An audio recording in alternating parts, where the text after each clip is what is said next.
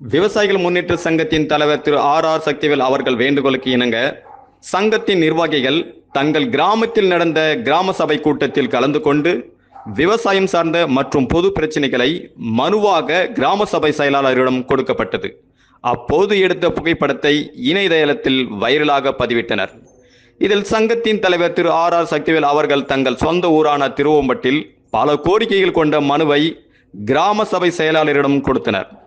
அதில் முக்கிய கோரிக்கைகளில் ஒன்றான நமது தமிழ்நாட்டில் இளைஞர்கள் மற்றும் மாணவ செல்வங்கள் அதிக போதைப் பொருளான குட்கா, கஞ்சா, ஆன்ஸ் போன்ற பழக்கத்திற்கு அடிமையாகி வருகிறார்கள் என்றும், நமது நாட்டின் எதிர்காலமே இளைஞர் கையில்தான் உள்ளது என்றும், ஆகையால் தமிழ்நாடு அரசு மீண்டும் ஒரு விழிப்புணர்வை பிரச்சாரத்தை ஏற்படுத்த வேண்டும் என்றும், இப்போதைப் பொருட்களை விற்கப்படுபவர்கள் மீது கடுமையான தண்டனை சட்டத்தை விதிக்கப்பட வேண்டும் என்று அந்த மனுவில் வலியுறுத்தப்பட்டார்.